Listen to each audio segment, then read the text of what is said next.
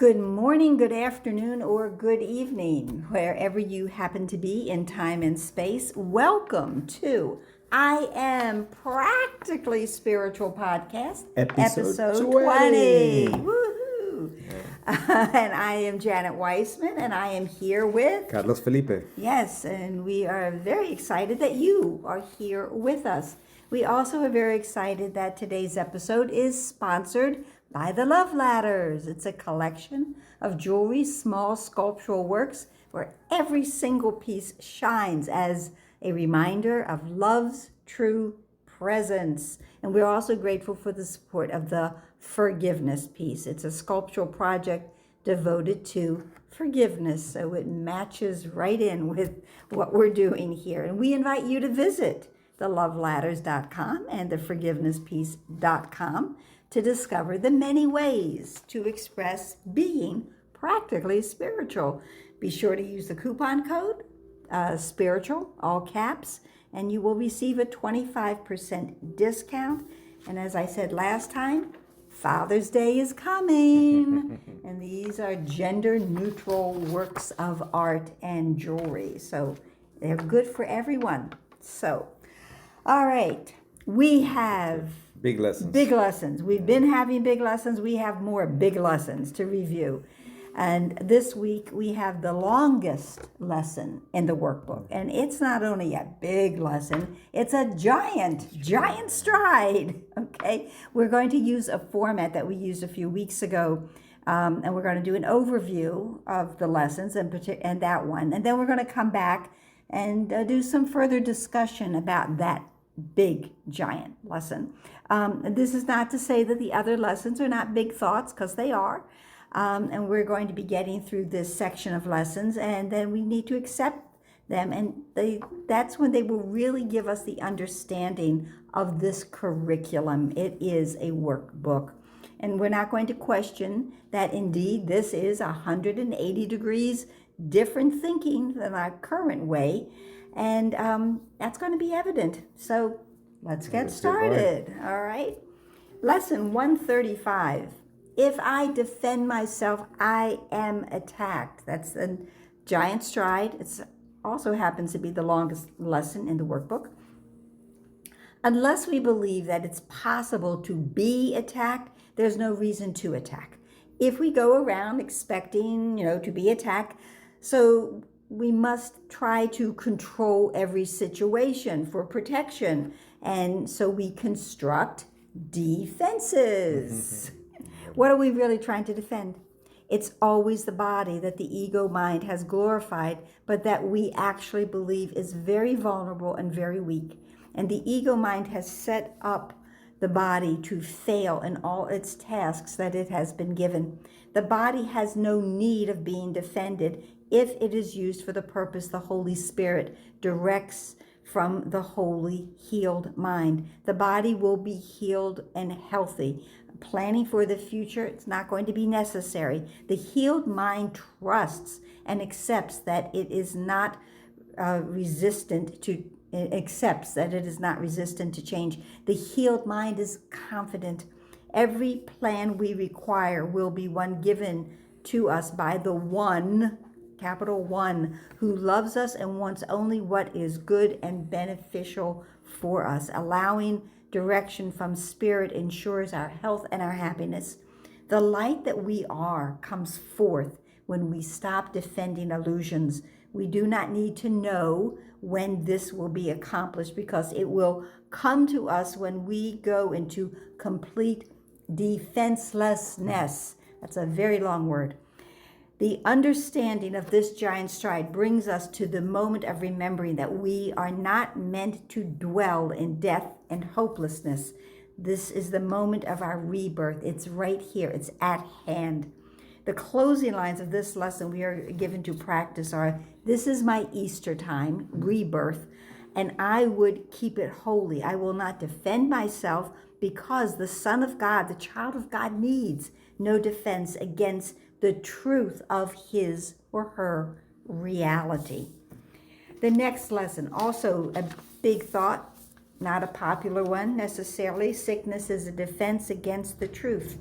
Sickness does not just happen, and it's not a part of the truth, with a capital T there. What is the truth? You are as God created you. God does not create the sick, the weak, the frail. The decision of sickness is defending, trying to prove wrong, the truth of what and who we are. Sickness delays my awareness of the truth. It keeps me from knowing myself. The body is the greatest, most common addiction we all share. And when used by the ego, when the body's used by the ego thought system, it reinforces all of our body beliefs. But the ego is very tricky, because after we have decided for sickness to delay awakening, we forget that we did it. Now we can believe that an outside force is responsible. Sneaky, huh? Yeah. This is how the ego's thought system uses the body to keep us trapped in body beliefs. And the body is seen as more true than what is true. Of course, believing this does not make it true. We will continue to be as God created us. As always, there are a few lines worth mentioning in this lesson, paragraph 12 to be exact. Truth merely wants to give you happiness, for such is its purpose. Perhaps truth sighs a little when you throw away its gifts, and yet it knows with perfect certainty that what God wills for you must be received. This lesson also addresses another defense that the ego uses, time. The ego has us believing truth, happiness, salvation have either already happened and we missed it, or it is yet to be at an undetermined time. It's out there somewhere. All of these illusions are eliminated by the truth. Today we invite the truth into our mind. Let our mind be wholly healed today. And in that moment, healing will flash through your open mind and illusions will depart. Sickness is healed by the truth. My mind is healed by the truth. The body is now neutral and useful and nothing else. Lesson 137. When I'm healed, I'm not healed alone. Healing is always accomplished together. Healing is the opposite of sickness. Seems obvious, huh? Healing is joining. Sickness is separation. All aspects of the sonship are about joining, sharing. So healing is no exception. We are alone in nothing. That comes from lesson 54, which was a review lesson, actually. Healing is actually accepting our truth and is the awakening out of the dream of sickness. It demonstrates that truth is true. It's always a favorite line of the course, okay? And like forgiveness, healing undoes illusions. Forgiveness undoes the illusion of sin, and healing undoes the illusion of illness. Sickness will miraculously heal, and the healing will seem to be outside the boundaries of conventional thought or belief. The laws of healing do not obey the beliefs of the ego thought system. Healing is from the truth, and it is given to us from the Holy Spirit. And those who are healed become the instruments of healing. And that's from lesson 75, that the light has come. In that lesson it says, you are healed and you can heal, okay? Those who are healed become the instruments of healing are in this lesson, but that you are healed and you can heal is from lesson 75. Those who are healed can heal. We become a pebble in the pond. We bless our brothers, our sisters with our healing by extending it to reverse the belief in sickness that would deny and delay our awareness and deny our creation. Heaven is the decision I must make, is lesson 138. We believe we are in a world of duality. There's always an opposite to choose. But wouldn't it be easier to know nothing from creation has an opposite? There's no opposite to God's love or truth, and there is no opposite to heaven. The brilliance of heaven is not understood in the darkness of ego land, nor can the truth show up where it would not be understood.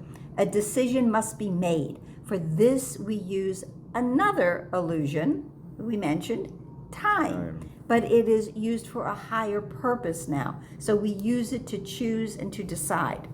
We have come a long way from our very first lesson. We have learned quite a bit. We can decide because we have learned.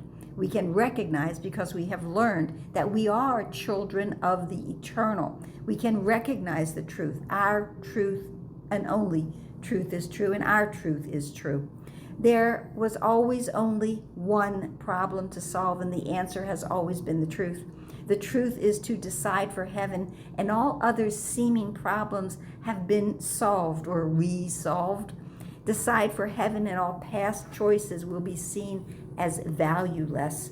The conscious choice is to choose heaven. And remember, it's an awareness, it's not a place. It's truly the only thing we have ever wanted. Nothing else, no matter how much energy we've given to it, exists. Heaven is the decision we must make, and it's actually the easiest decision we ever have made, or we ever could make. Lesson 139, I will accept atonement for myself. When I accept atonement, at-one-ment for myself, I am actually accepting myself with that big S. I no longer need to choose anything else. I've chosen to accept that I am indeed as God created me. There are no other choices or decisions for me to make. The existential question of what am I has been answered. No longer does the child of God wonder about her identity. It is known and accepted. Certainty has occurred.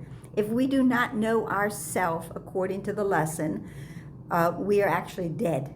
Because to know yourself is to be alive. The atonement resolves the confusion of what is true and what is not. Being and believing in this world is to live in a state of confusion. We will remain in this dark place until the atonement at one-ment is accepted. That is all that's asked of us, except we are forever in the mind of God, and then doubt's no longer possible. We accept the goal we came for, healing, happiness, salvation, and we do not heal alone. We are one with all our brothers, and their truth is accepted with ours. We are all one. And we practice with these lines that were given. You'll notice that I am as God created me is once again part of this lesson. I will accept atonement for myself, for I remain as God created me. That one lesson is, I believe, in every lesson, truthfully. Lesson 140, the last one for today, this week. Only salvation can be said to cure. To cure is to heal completely. It's the release of all thoughts of sickness and all guilt, every one of them, every single thought. The cure of salvation is to awaken out of the dream, the illusions of illness. In this world, we use what the Course would call magic for our healing. There's nothing wrong with that, and no one should stop taking their medicines, their vitamins, their supplements, or using whatever modalities they're using. But what needs healing is the mind from the Course perspective, and that is why it's salvation that is the cure for everything. This lesson addresses the happy dream, which is still a dream, but it does not lead to other dreams. Happy dreams are the beginning of our gentle awakening by the Holy Spirit, and it's always a gentle awakening. It's not harsh. It's not that alarm clock going off and startling us. It's a very gentle awakening by the Holy Spirit. In the Principles of Miracles, number 7 speaks of purification is necessary. This is about purifying our minds so that they will be a welcoming space for God to abide. We seek today to cure all illusions so that all sickness and guilt are released by simply changing our minds about what we are. We return to sanity. That sounds good. And listen to one voice that speaks to us of peace and leads us home. The lesson ends with this beautiful reassurance. This is the day when separation ends and we remember who we really are. Okay, then. So we finished the lessons. There were only 6 this time, starting the review for next week. So where do you want to talk about now, my dear? As a student, and so everybody can relate out there, when we are students, this lesson 135, to defend myself. If I defend myself, I am attacked. I would like to touch for you to help us and to unpack a little bit how, we are so accustomed to our thought system, right? And now we are almost 1/3 through it, and we've been chipping away. And these lessons are so big and invite us to go to the next step. Okay, we hear it, sounds great, but still, it takes for us to let go of the thought system that we have lived with for many of us, sometimes 50 years. Right.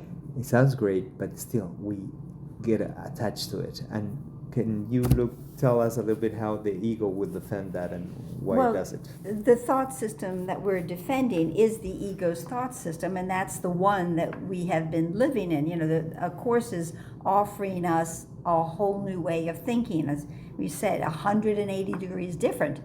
But I don't know I necessarily want a new thought system. I'm very comfortable with the one that I have. Do I want a new pair of shoes? These are broken in. I don't want to start all over again.